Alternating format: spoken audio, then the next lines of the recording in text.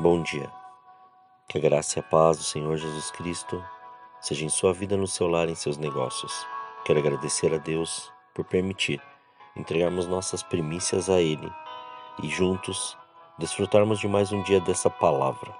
E hoje quero iniciar de uma maneira diferente, fazendo a pergunta que o Senhor me fez. Que maneira Jesus nos ensinou a falar, ou seja, ao abrir a nossa boca, como devemos e o que devemos falar? Nisso, quero que você reflita sobre. E para iniciar esse desenvolvimento, vamos ler o que nos mostra o Evangelho segundo Mateus, capítulo 8, versículos 5 a 10. Assim que Jesus entrou em Cafarnaum, aproximou-se dele um centurião, implorando: Senhor, o meu criado está em casa paralítico e em terrível sofrimento. Disse-lhe Jesus: Eu irei curá-lo. O centurião, porém, respondeu: Senhor, não sou digno de receber-te sob o meu teto. Dize somente uma palavra, e o meu criado será curado. Pois eu também sou homem, sob autoridade, e tenho soldados às minhas ordens. Digo a este: vai, e ele vai. E a outro: vem, e ele vem. Digo ao meu criado: faze isto, e ele o faz. Ao ouvir isso, admirou-se Jesus e disse aos que seguiam: Em verdade vos digo que nem mesmo em Israel encontrei tanta fé. Aqui vemos Jesus nos ensinando a nos dispor em ajudar o próximo, mas, diante da resposta que recebeu, viu a necessidade de liberar uma palavra diante da fé daquele homem. Vemos duas condições nesses versículos: a palavra voluntária em ajudar e a palavra profética espiritual de cura. Assim, o Senhor nos leva a ter o entendimento de que não adianta somente sermos voluntários em ajudar se não estivermos espiritualmente ligados no que está acontecendo. Nossas palavras têm que ser coerentes com o que está acontecendo espiritualmente, independente se for uma pessoa que crê em Jesus ou não, porque será através do discernimento que verá onde está o coração da pessoa e sua gratidão. Outro fato importante é para aquele que conhece a palavra, mas, por algum motivo cultural, eclesiástico ou rotineiro, não pratica, pois tem dúvida de seu procedimento e em suas palavras transparece a dúvida e o medo. Observe o diálogo rápido dele com Jesus, descrito no Evangelho segundo Marcos, capítulo 12, versículos 28 a 34. Aproximou-se dele um dos mestres da lei que os tinha ouvido discutir. E, sabendo que lhes havia respondido bem, perguntou-lhe: Qual é o principal de todos os mandamentos? Jesus respondeu: O principal de todos os mandamentos é: Ouve, ó Israel, o Senhor, o nosso Deus é o único Senhor. Amarás o Senhor teu Deus de todo o teu coração, de toda a tua alma, de todo o teu entendimento e de todas as tuas forças. O segundo é: amarás ao teu próximo como a ti mesmo. Não há outro mandamento maior do que estes. Respondeu o mestre da lei: Muito bem, mestre, e com verdade disseste que há um só Deus e que não há outro além dele. Amá-lo de todo o coração, de todo o entendimento, de toda a alma e de todas as forças, e amar ao próximo como a si mesmo, excede todos os holocaustos e sacrifícios. Vendo Jesus que ele havia respondido sabiamente, disse-lhe: Não estás longe o reino de Deus. E já ninguém mais ousava perguntar-lhe nada. Ele sabia a resposta, mas a condição em que vivia, diante daquilo que foi ensinado, não deixava que se expressasse na profundidade do conhecimento que tinha, pois ainda não havia tido a revelação. Tanto que, ao receber a resposta de Jesus simples e objetiva, sem enrolação, ele pensou, refletiu e viu que a conclusão era que o reino de Deus estava perto de se manifestar e que o caminho era aquele mesmo a seguir. Veja que nesse episódio o Senhor nos ensina a falar a verdade que cremos e naquilo que depositamos a nossa fé. Percebeu bem? o que cremos e colocamos a nossa fé, e não na maneira religiosa que distorce a verdade e acaba iludindo a mente e não deixando ela ser renovada. O objetivo de Jesus era extrair o melhor das pessoas, mesmo quando as circunstâncias eram excepcionalmente desafiadoras. Ele respondia com a graça salvadora, como descrito no Evangelho segundo Lucas, capítulo 4, versículo 22. Todos falavam bem dele, se maravilhavam das palavras de graça que saíam da boca e diziam: não é este o filho de José? Aqui vemos que quando a incredulidade e a dúvida são maiores que a fé, mesmo as palavras sendo liberadas e ditas com a graça e revelação, não haverá entendimento profundo de sua verdade, levando o povo a enxergar o que sua carne, o seu entendimento terreno, querem e não o espiritual que está sendo revelado. Tais pensamentos privam a revelação da graça salvadora e libertadora de Jesus, pois seus corações e seus pensamentos não querem viver a liberdade apresentada e querem continuar com suas razões, tradições e prisões, impedindo a glória do Senhor de se manifestar.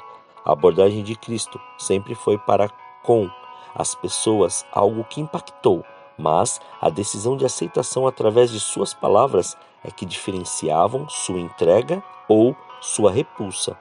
Quais palavras de esperança Jesus falou às pessoas improváveis? Um centurião romano, um escriba judeu e sua cidade natal. A declaração de Jesus a um oficial militar romano foi revolucionária.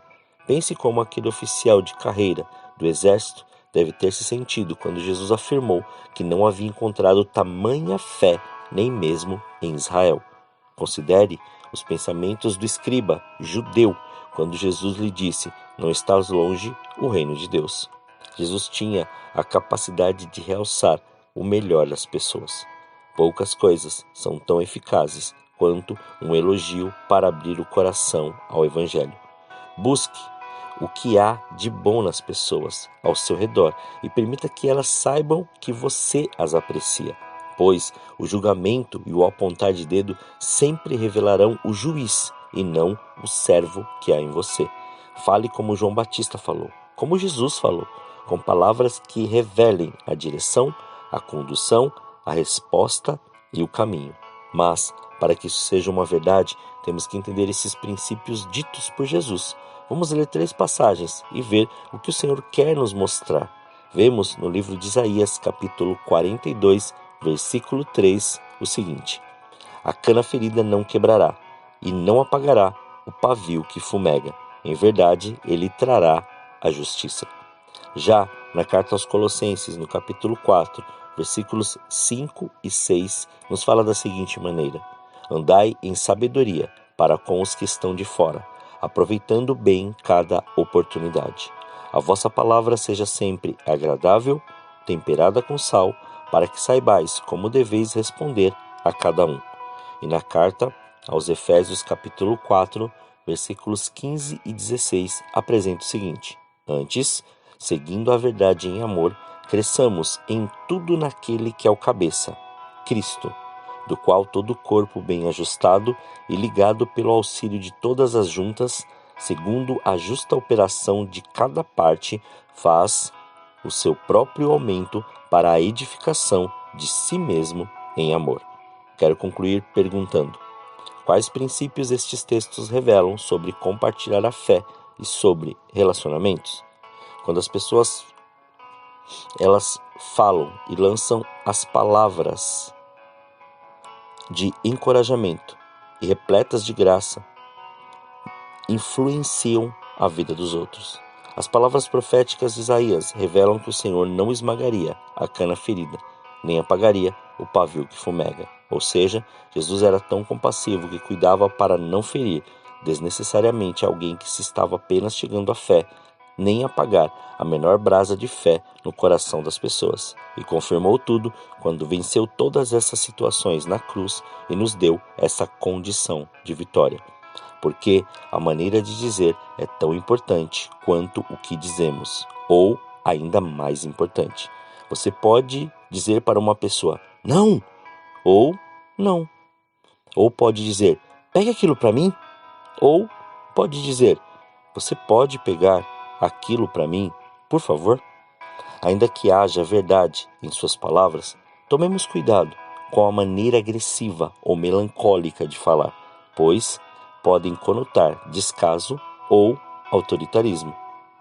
Tenha palavras firmes, mas não diga que você fala assim porque sempre fala a verdade na lata. Isso é mentira, porque muitas palavras saem de qualquer jeito da boca por falta de controle emocional e não por se tratar de verdade. Não esqueça que a impulsividade e a precipitação podem nos colocar em sérios riscos ou fazer-nos passar por situações não tão agradáveis. Jesus nos ensinou a saber como falar, quando falar e o que falar. Então, que possamos ter palavras reveladas com autoridade, ousadia e com discernimento, revelando quem somos em Cristo a cada momento e dirigidos pelo Espírito Santo de Deus. Oremos. Pai, nós te louvamos e te agradecemos. Obrigado pela sua presença, pelo seu amor. Obrigado pela oportunidade, Pai, que o Senhor nos dá de estarmos, Senhor, vivendo mais este dia, consagrando este dia a Ti, consagrando os nossos pensamentos, as nossas atitudes, as nossas palavras, os nossos sentimentos, consagrando tudo aquilo que temos e que somos, para que o Seu nome seja glorificado em todas as nossas atitudes e ações. Revela cada vez mais o Seu amor. Usa-nos da maneira que o Senhor quiser. Em tudo que formos fazer, que possamos fazer para que a glória do Seu nome seja revelada. Não aquilo que nós achamos ou aquilo que nós queremos, mas, Pai, aquilo que o Senhor tem, Pai, preparado para nós de melhor. Que a sua graça, Senhor, seja revelada. O seu querer, Pai, seja, Senhor, sobre as nossas vidas. Não nos deixe, Senhor, permanecer, Pai, da maneira que achamos, ó Senhor, que está bom. Mas antes, a cada dia renova nosso entendimento, renova as nossas palavras, renova, Senhor querido, o conhecimento de quem Tu és. Que possamos ter este relacionamento e levar este relacionamento, Pai, à profundidade, Senhor querido, com cada pessoa, para que eles possam se achegar a Ti e o Senhor se achegar, Pai, a eles. Somos gratos, Pai, por esse dia. Muito obrigado pela Sua presença e pelo Seu amor. Vá, Senhor, ao encontro de cada um dos Teus filhos. Vá até a sua casa, vá até o seu negócio, vá até o fruto da sua mão. Vá até, Senhor querido, todas as habilidades profissionais, tudo aquilo, Pai, que ele tem que tratar, ou ela tem que tratar emocionalmente, Pai. Também, Senhor, resolva, Senhor, para que eles vejam que em tudo o Senhor, Pai, pode todas as coisas. Graças te damos, Senhor. Muito obrigado. Assim, Senhor, nós oramos, agradecidos a Ti, em nome de Jesus. Amém. Que você tenha um dia abençoado na presença do Senhor. Quem vos fala é o pastor Leandro Araújo, da Igreja Apostólica Caminho de São Paulo, capital. Deus te abençoe grandemente.